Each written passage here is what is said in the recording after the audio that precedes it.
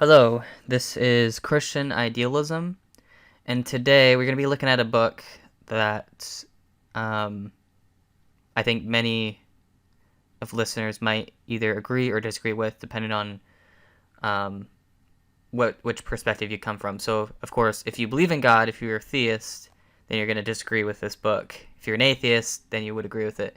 So we're going to go over the book today, and the reason why I picked this one is because Graham Oppy, to me, is his perspective has really helped me a lot grow as a theist, and his criticisms of theism have helped enlighten my sort of theism, and we're going to go over that today.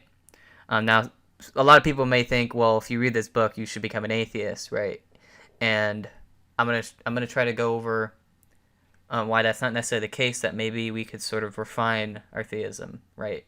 And of course, we'll go over the contents of the book as well as some ways that theists may sort of respond to it, or maybe have some new light on it.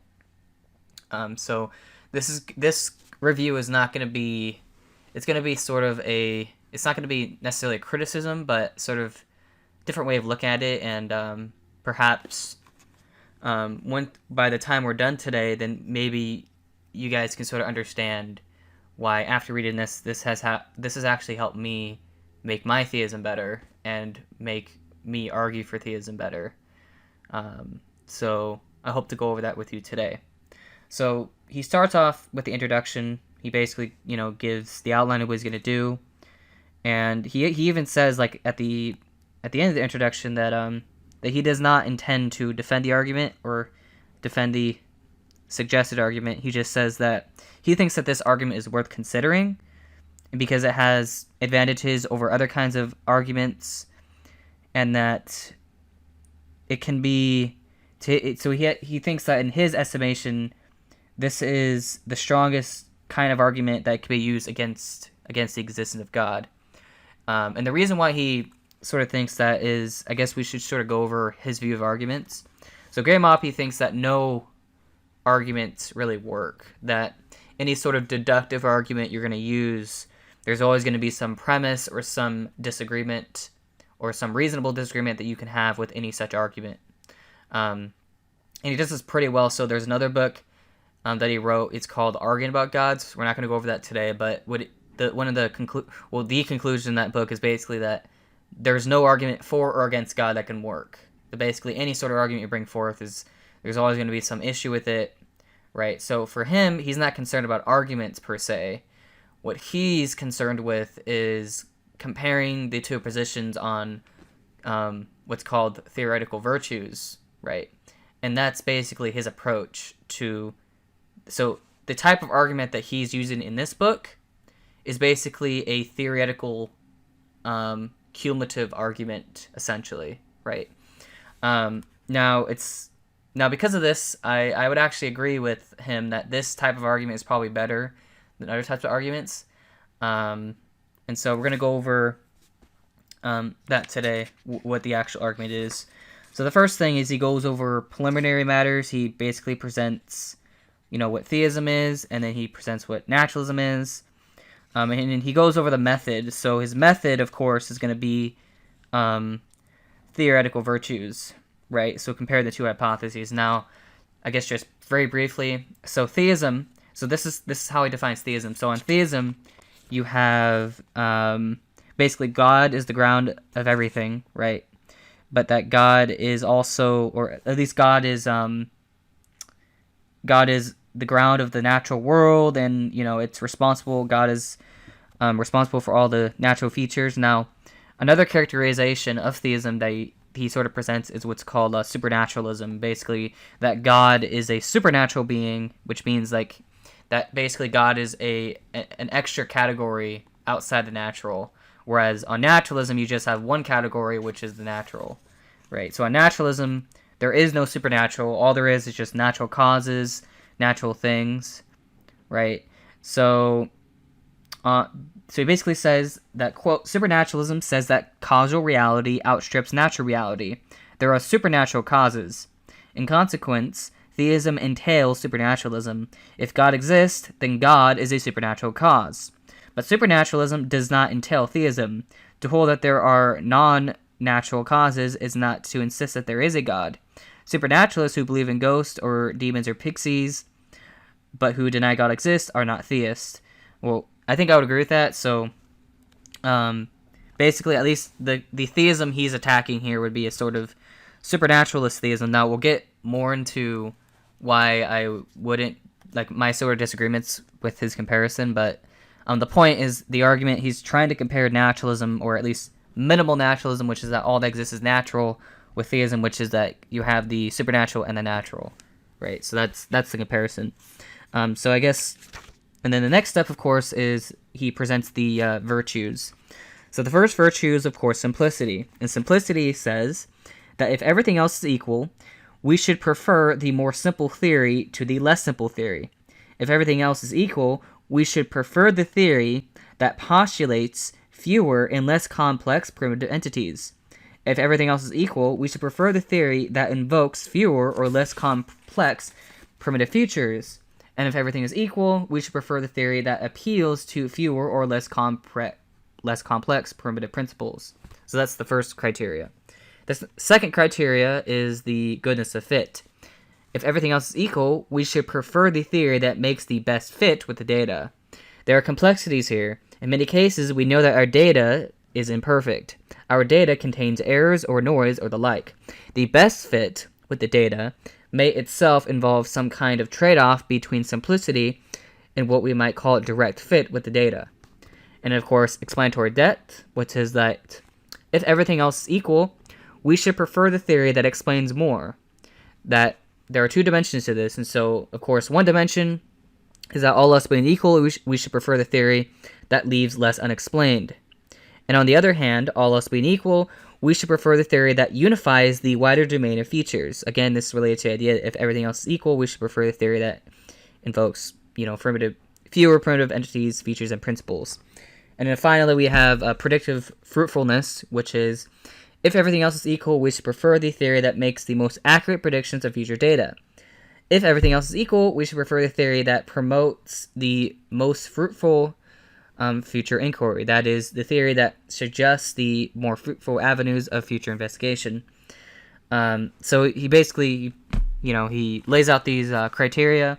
He basically argues that that these are not very controversial, which I would actually agree with. So this is where I would agree with him, that we should use these principles in our theory. Now, one thing that is going to become, I guess, a disagreement with him on is there's different types of simplicity. So I think this is where people would have disagreements about, right? So there's different variations of simplicity, but there's also different variations of explanatory power. So I guess this is where I'm going to start making some of my comments just to sort of clarify, and then we'll go on to the next point. So the first thing with simplicity, so we can make a distinction between what's called syntactic simplicity and an ontological simplicity. So syntactical simplicity has to do with the fewest number of fundamental entities. So basically, what I mean by this is basically we need to invoke the fewest number of fundamental entities to then explain data, right? So one way you can think about this is when we're trying to unify quantum mechanics and general relativity, well, we're trying to take all of the laws of physics and then unify them under one law. Well, that would be an example of syntactical simplicity, where we only need one equation or one entity to then explain everything else, right? So we don't have to invoke a bunch of fundamental entities, like a multiplicity of them. Rather, we only have one fundamental entity that then explains everything. So that would be syntactical simplicity. And then another type of simplicity is the one that Oppy uses, which is ontological simplicity, which is we want the simplest kind of entity. So basically, on this view of simplicity, you can invoke as many natural things as you want, right? But as long as they're the same kind of entity, as long as they're all natural, then that's going to be the simpler theory compared to a theory that has two kinds of things, right? And this is actually the crux of Oppy's argument, which we'll get into in a moment. But I just want to point that out, that when we're talking about simplicity, we have to distinguish between syntactical simplicity versus ontological simplicity. So syntactical simplicity has to do with the the simple unification of the facts, and then ontological simplicity only has to do basically with the kind of entity that we're postulating, right? So I think that's an important distinction, because this is not a distinction that he makes in the book. So I'm trying to point out here that I think I think it's important. It's important that we make this distinction, right? Because as long, once we make this distinction, then we can come to a sort of better understanding of what the better theory is, or at least what the most simple theory is, right? And I think that's obviously important to point out, right? So, and I guess another way you could sort of think about syntactical simplicity would be that what you want to focus on basically is, hold on, let me see if I can get my notes. So syntactical simplicity focuses on the simplicity of the theory itself. So again, like I said earlier, you basically start off with the fewest number of fundamental assumptions, or the smallest number of fundamental entities, to then explain everything else, right? And so that would be that would be syntactical simplicity. And then, ontological simplicity, once again, is just about the kinds of entities, right? In fact, it's funny because there's an epistemologist, I think it's Trent Dowdery. He points this out, how that positing God as the ultimate explanation of our universe would be an increase in ontological simplicity, in the sense that there would be one more kind of entity. Whereas if you were to talk about syntactical simplicity, it's a little more complicated, because the real question, according to, a philosopher, is whether the existence of the postulated entity makes the whole system simpler and more unified. And so it is plausible that in positing the fewest number of fundamental entities, that theism could actually accomplish the task of unification better than naturalism. So that's a quote from Trent Dowdery in his paper on I think it's the New Atheism paper, but yeah, he sort of makes that point. So the reason why I'm bringing that up is I think it's important to make that distinction when trying to talk about, okay, which theory is simpler. But anyways, I know I've talked a lot about simplicity, so I'm going to now go into explanatory power. So we can make two distinctions between explanatory power. We can talk about extrinsic explanatory power versus intrinsic explanatory power. So extrinsic, basically, well, any theory can have extrinsic explanatory power, in the sense of it could, in principle, explain things, right? So, for example, you can postulate that aliens came down and planted all the evidence for evolution, and therefore aliens explain evolution. Well, that has extrinsic explanatory power, but it may not have intrinsic explanatory power, because, well, that doesn't really account, you have to make a lot of extra assumptions in that, right? Instead of just saying that that evolution just naturally occurred, you have to postulate this whole different kind of explanation, which doesn't really make any sense, right? So that would basically, the intrinsic explanatory power is better in that case, right? Because it can sort of unify things. And I think that Oppy would agree that with unification. So I don't think he would disagree with that. So I mean, in terms of like the disagreement so far, there's not much to disagree on in terms of like the actual virtues themselves, right? But again, I just wanted to make that sort of distinction there. So now we're gonna go into it's interesting. So now we're gonna go into the next part, which has to do with some big ideas, right? Now this is the aspect where he goes into just the overall framework. So there's not much here, but so when we're talking about like causes and explanation, so he makes some very brief comments about some big ideas that that come into play when you're talking about possibility and probability, and he also gets into like modal epistemology and stuff like that. So again, I'm not going to go too much into here, but I would overall, I think I would agree with him on this part. So there's not much to disagree on. So yeah, I think that's important to point out. And then now, chapter 3, this is where it gets interesting. Because this is where he sort of compares the two views, right? So the first thing that he comes. Well, let me get my. Okay, here it is. So he talks about, the greatest possible being, like when you're talking about God, right? And what he does is basically he starts off with the idea that that theism is invoking an extra kind of entity, which is supernatural, whereas on naturalism is simpler because it postulates fewer kinds of entities, fewer kinds of primitive properties, and fewer kinds of primitive principles.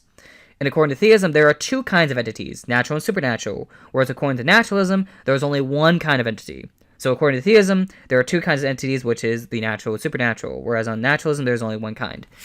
So that is basically his argument, right? Is that when we're talking about the kinds or the ontological simplicity of naturalism and theism, naturalism is simpler, right? And okay, so this is actually where I would agree with him, at least on that aspect, right? So when we're talking about ontological simplicity, obviously, I think if we're comparing a supernaturalist theism with naturalism, of course, I think naturalism would obviously be simpler, right? So this is a point of agreement with Oppy here, where it's like, okay, yeah, I grant, I can agree with that, right? And I think this is where, again, I will mention where I actually don't think that theism is less ontologically complex than naturalism, or sorry, more ontologically complex than naturalism, but I mean, you get my point. So he goes into that, then he also, hold on, let me,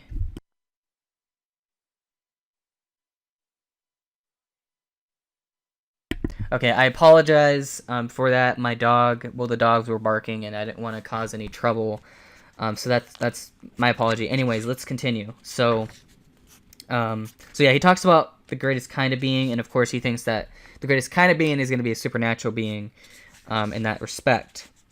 Now he also, so now that he gets into that, then he also gets into the global causal structure. So he says, quote, if naturalism, or if the naturalist, supposes that every possible word shares an initial part with the actual world, the naturalist can say it was impossible for there to be a complete absence of causal stuff. In other words, there is causal stuff because there had to be causal stuff. So this is where he gets into his initial state idea. That basically on naturalism, there's this initial state. It's natural, of course. So because it's natural, it's not going to be supernatural, right? Whereas on theism, the initial state would be supernatural, whereas on naturalism, it would just be natural, right? So it would be natural in that sense, right? But then it would also be, then this would sort of explain contingency, right? Now, I also want to point out, he didn't mention this directly in the book, but he has mentioned this in conversation. So Oppy thinks, so this is his version of naturalism. So on Oppy's naturalism, he believes that in order to understand what the initial state is, or like the foundation for reality, we have to appeal to cosmology or physics or science or whatever, right? Which, that's a problem, and I'll get into that in a moment. But so he wants to appeal to science. He wants to, okay, well, we actually we cannot figure out what the initial state is or what the foundation of reality is unless we go to science. Now, okay, this is where the problem comes in. So the problem with taking that approach is, if you're gonna say that you're gonna appeal to the cosmologist or whatever, well, you're gonna run into a modal collapse problem. Okay, so what does that mean? Well, so modal collapse is basically the idea that everything is necessary. Okay, now the initial state, according to Oppy, is necessary, meaning it has to exist by necessity. Okay. Now the problem is that if we go to cosmology, well, there's a lot of interpretations of quantum mechanics that are deterministic, right? So if the final theory of cosmology, aka if quantum gravity, is deterministic at bottom, and if the initial state, like if that is the initial state, whatever physics says, then everything would turn out to be necessary, right? So that's going to be a modal collapse. Now, Now you may be asking, well, why is this a problem? Well, the problem, and Oppy would actually agree with this, is that if you're going to say that everything is necessary, that's going to be a huge theoretical cost, because then you can't explain everything, because that means every single event that happens is just necessary, right? You have no contingency at all. Like, contingency is thrown out the window.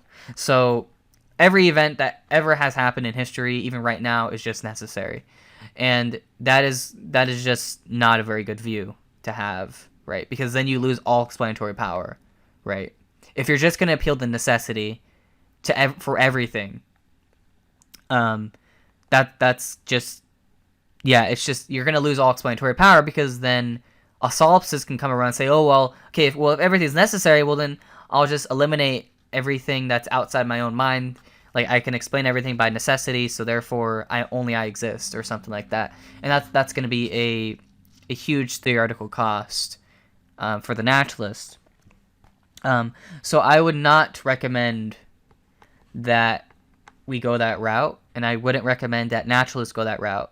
So, and I guess this is sort of a side note, but I've heard a lot of atheists and naturalists alike try to say, like, oh, well, I only care about what science says, or I only care what the cosmology says, or what physics says. Like, I have this one guy that's like, oh, well, I only care about the causal relations or the structural relations that exist in what science tells us. It's like, okay, great. Well, if that's the case, well, then you might as well just be a cessitarian, right? Because you're not gonna get any sort of probability. Now, some naturalists may appeal to probability, may say, oh, well, we have these interpretations of quantum mechanics that are indeterministic, right? But then if that's the case, well, then they're all going to be brute. So every single probability that exists would itself be brute. And we'll get more into that when we go into fine-tuning, but I just want to point that out, that if you're going to appeal to the science, and if you're going to use science for your metaphysics, well, then you might as well just be a necessitarian at the end of the day, because that's basically what you're going to get, right? So again, we'll go into...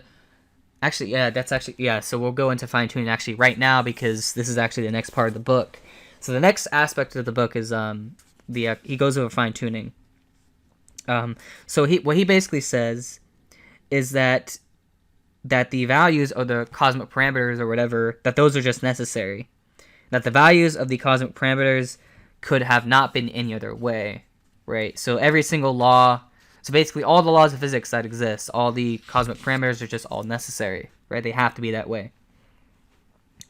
Now, he compares theism to naturalism in a moment, but I guess I just also want to point out that he does sort of... so he either says that... So this is how he says it, that it's either a brute fact that the cosmic parameters are a certain way, or he says, quote, if there is an objectively chancy connection between God's initial state and God making of the initial state of our universe, then it seems that it is simply a brute fact that the relevant cosmic parameters take the values that they do, rather than other values that they do.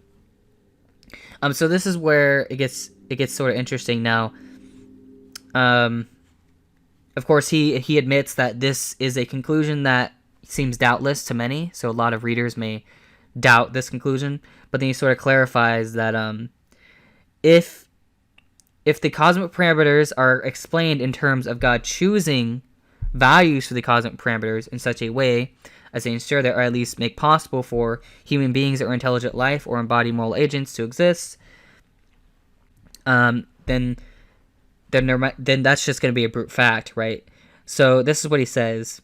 And yet, if we are comparing, one, a view that says it is a brute fact that the parameters take a value that they do, versus a view that says the parameters were chosen to take a value that the same way that they do, that it is simply a brute fact that this particular choice was made. And so this is where my disagreement would come in. So he would say, okay, well, God's choosing is a brute fact. Now, again, this is where my disagreement would come in. So there's a few things to say. So first of all, we can make a distinction between a full brute fact versus a partial brute fact. So what does this mean? Well, a full brute fact, something that's like fully brute fact, is basically like it has to be that way regardless, and there's no explanation for why it is. Okay. A partial brute fact would be where there is a certain type, there's a kind of explanation in the hypothesis, but like we don't have a full explanation. So like a part of it is brute in the sense of like we don't know. For example, this is how I like to think about it. So God choosing to create our universe is not a brute fact because he chose to create a universe of value. So we can explain why God would create our particular universe with life instead of another universe where the universe only existed for like 5 seconds or something, right? So a universe that only exists for 5 seconds versus a universe that, the one we live in now, ours is going to have a higher probability, right? And so God's choosing is only partially brute in the sense of, yes, he chose to create a universe, but so the bruteness aspect would come in where, okay, well, how many particles are in the universe? I think the amount of particles that might exist in our universe, that itself is going to be brute. So if God came up with, let's say 1 to the 80th power or something like that, right? That's going to be a brute fact in the sense of that is, so God choosing to create that amount of particles, that is the aspect that's going to be brute. However, the actual choosing to create the universe with life itself, that's not going to be brute because the choice is explained by God's nature because God is loving and caring, right? And not only that, but so that's the first criticism. Another criticism is the probabilities themselves. So how I mentioned earlier a minute ago how we can sort of understand how God would not choose to create a universe that only exists for 5 seconds because that would not be valuable. Well, so when you're talking about the probabilities of all the so basically all the possible universes that God could have created, so all the probabilities that exist, the reason for those probabilities is in terms of value in what God values, right? And those values are sort of derived from God's nature, right? So you have an explanation of them. So one way you can sort of think about this, and this is how I like to think about it. So let's say you have, let's say you like sushi, okay? And there's different kinds of sushi. Now, you may actually like tuna over salmon, or you may like to have more salt, or maybe you like sesame seeds on your sushi, right? Now, you're going to choose the sushi that includes those things that you desire versus the things you don't desire. But the reason why you chose them is not brute. It's explained by your preference. It's explained by your nature, right?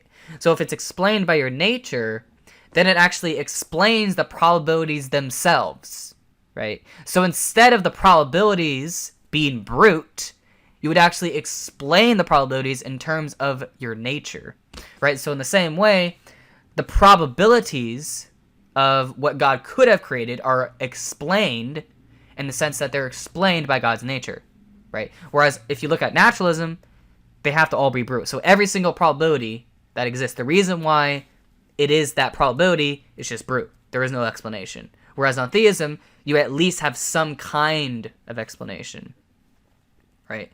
And so this is, that's basically, of course, I know Oppy's not going to agree with me here, but like, this is my sort of disagreements with him, at least on fine tuning, right? Like when we're trying to explain fine tuning, right? We at least we have some kind of explanation, right? So we have a sort of explanation in terms of value, right? Now, of course, the bruteness. So on the theistic hypothesis, the bruteness is in terms of the number of particles that exist. So obviously, that itself is going to be brute.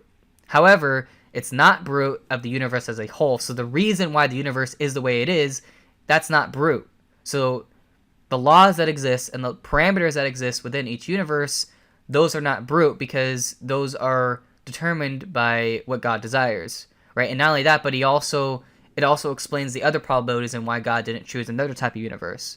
So again, when we're talking about probabilities and stuff, I think a sort of free will idea, or a free will, God having free will to sort of make those choices and desire certain things, that's going to be a more parsimonious and less brute explanation than saying that it's just fully brute, right? Because on naturalism, it has to be fully brute, right? There is no other. You can't appeal to intentions, or you can't even appeal to that sort of thing. So I just want to point that out. Now, I also want to point out that there have been other philosophers that have responded to this point. I'm not going to get into here, but that's sort of my sort of take on that. But yeah, that's of course that's one of the big disagreements that we have. Now, he also gets into the next part is about the history of the Earth. He gets into the watch argument, which I don't even agree with anyways. So I could probably understand that sort of aspect, right?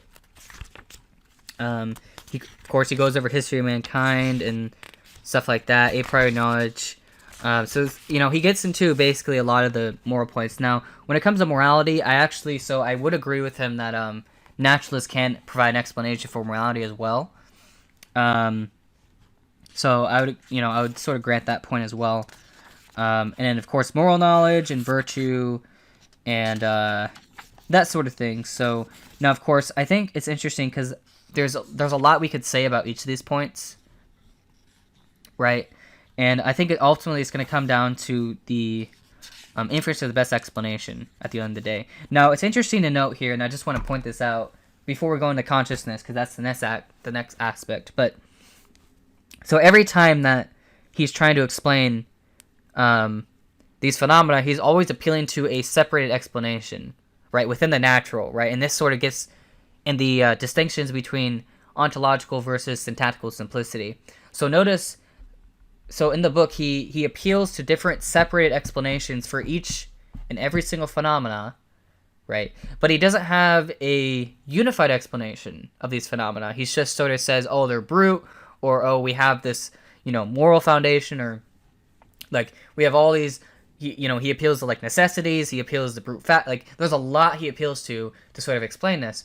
And I mean, that's fine, right? That's going to give you extrinsic explanatory power, but it's not going to give you intrinsic explanatory power. And that's what's going to determine which theory is better, right? Is the intrinsic explanatory power. So when we're talking about intrinsic explanatory power, we're going to have to unify all those facts. So we're going to have to start off with the fewest number of fundamental commitments to then explain phenomena. Well, Oppy doesn't do that.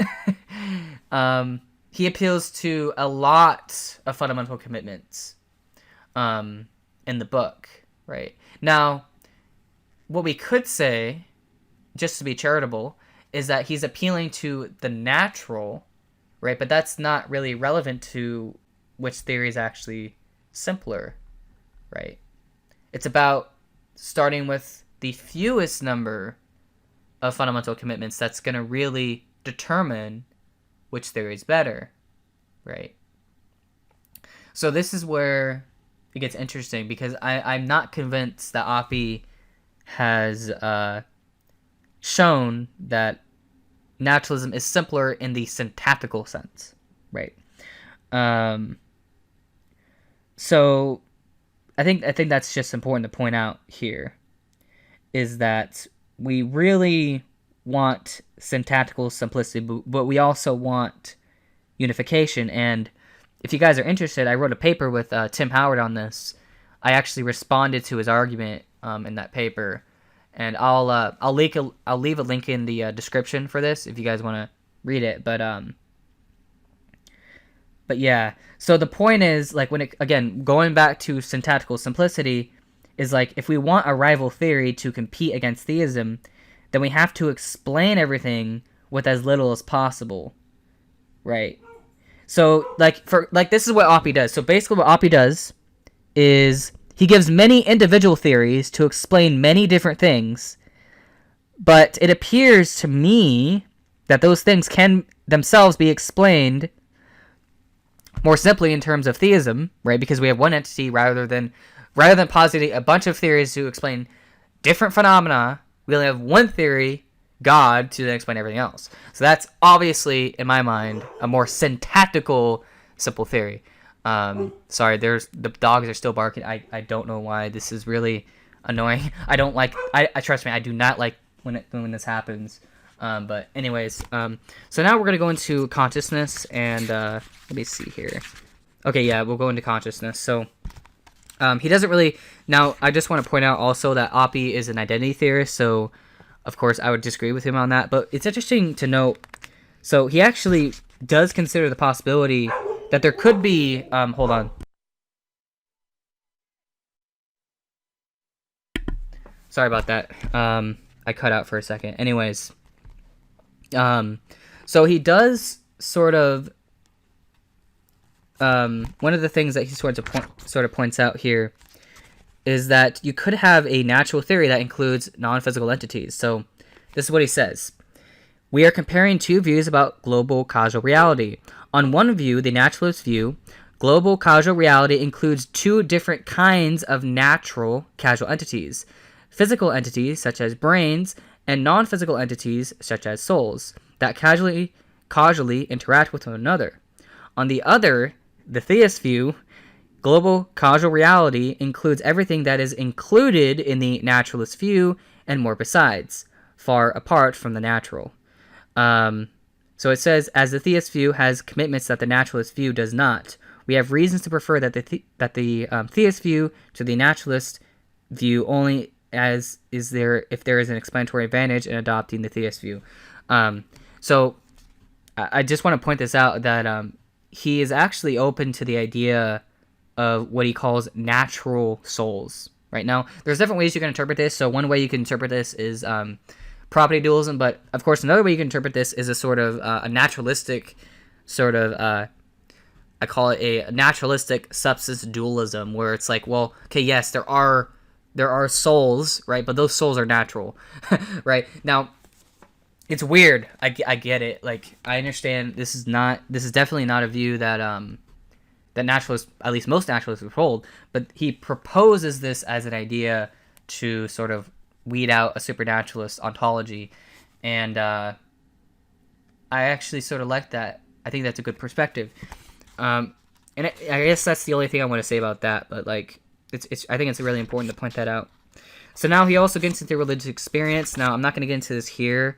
But yeah, basically, again, like I said earlier, like I said before, it's like, you know, he's proposing these separated theories to explain different phenomena, right? These separate fundamental entities to explain phenomena.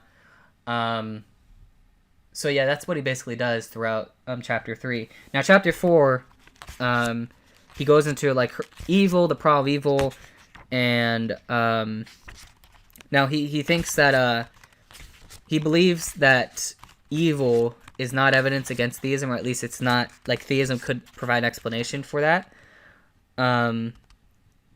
So yeah, I just want to sort of point that out in regards to the conclusion. So now we're going to get into the conclusion. Now,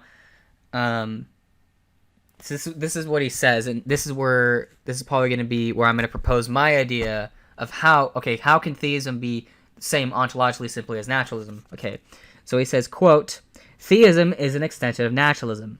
Theism has all of the natural commitments that naturalism has, but adds additional supernatural commitments to it. The most central question is whether there is some evidence that warrants those additional supernatural commitments. In particular, we have the idea that if there is to be a genuine evidential warrant to move beyond naturalism, it must be that we have some evidence that is clearly better explained on theism than on naturalism."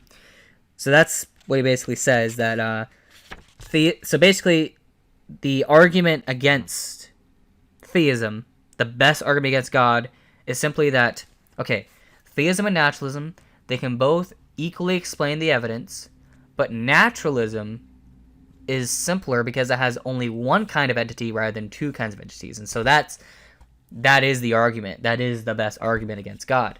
Now, I've made a lot of criticisms throughout this review. I guess this is the last criticism I'm going to bring up, and then we're going to close off, and then I'll sort of give my closing thoughts and stuff. Anyways, so I would actually... Okay, so this is probably my biggest agreement. So instead of disagreement, this is actually an agreement with Oppy, where if we're comparing naturalism and supernaturalist theism, then yes, naturalism is ontologically simpler, right? Now, My version of theism, which I call panentheism or panentheistic idealism, only has one kind of entity, which is the natural, right? Or maybe not natural, but maybe you can call it mental, right? Because I'm an idealist, right? So an idealist would say, yes, there is only one kind of entity, one kind of thing, which is the mental or consciousness, right? So if we compare panentheistic idealism to Oppy's naturalism, then they're going to be equal in terms of ontological simplicity. So what I'm basically saying is my view of theism bypasses Oppy's argument. Like the best argument against God doesn't work against my version of, or my particular view of theism. So I just want to point that out, that that's probably that is the biggest problem with his argument, is that there are models of theism that would bypass his argument. Now, of course, I think there are other considerations to take into account. And if you guys are interested, again, like I said earlier, I wrote a paper with Tim Howard on a response. It's like 16 pages. I'm not going to go over the argument here, but yeah, we basically go over his argument, present it, and then sort of respond to it. So again, a part of this book review, is to sort of mention that paper, like, hey, go read my response to Oppy, or our response to Oppy, because I think that's important to point out. And again, I guess final thought. So yeah, I really like Oppy a lot. Like, Oppy to me is he's really helped me understand not just philosophy of religion, but like God in general.